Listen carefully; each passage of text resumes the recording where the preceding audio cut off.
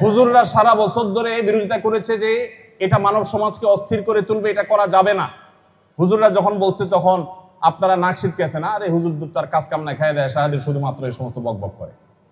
যখন মার্কিন president Donald Trump দাঁড়িয়ে বললেন there is no gender, male এবং ফিমেল ছাড়া কোনো প্রকার জেন্ডার বলতে কিছু নাই, সব বাদ।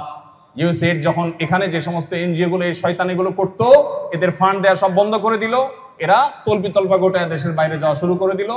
এখন আপনার বুঝে আসছে হুজুররা যেটা বলছিল ওইটা ট্রাম্প সাহেব বলার পরে এখন মনে হচ্ছে বাহ, খুব যৌক্তিক কথা। হুজুররা যখন বলছে তখন আপনার কাছে যৌক্তিক মনে হয়নি।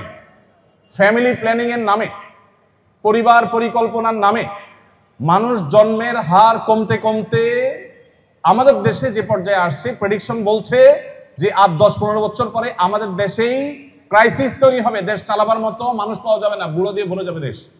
আপনি ইতালি সহ পৃথিবীর সমস্ত উন্নত দেশে যান, একটা উন্নত দেশ আপনি খুঁজে পাবেন না যেই দেশে যেই পরিমাণ মানুষ দরকার আছে সেই পরিমাণ মানুষের প্রোডাকশন হয়, জন্ম হয়, নাই।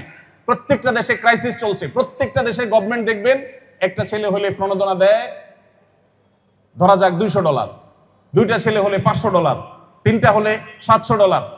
সন্তান যত জন্ম দিবেন তত পুরস্কার দিবেন। অথচ এই লোকগুলাই একসময় বলছিল ছেলে হোক আর মেয়ে হোক, কয়টা হলে যথেষ্ট? দুইটা হলে যথেষ্ট, একটা হলে আরো ভালো হয়। বেশি ছেলে মেয়ে হলে বলে আরে বেটা হুজুর খ্যাত, হুজুরের কোনো স্মার্টনেস নাই। তো ওরা ধরা খায়া যে জায়গায় আসছে আমরা সেটা এখন শুরু করছি। পুরান পাগলের ভাত নাই, নতুন পাগল শুরু হয়েছে। ওরা ট্রান্সজেন্ডার মতবাদকে এখন কবর দিচ্ছে। পশ্চিমের অভিভাবকরা রাস্তা রাস্তা বের হচ্ছে, সমকামিতা বৈধতা দিয়ে তাদের সমাজকে ধ্বংস করা হয়েছে। ইলন মাস্কের মতো মানুষ বলছে আমার ছেলেকে খুন করা হয়েছে এই মতবাদ দিয়ে।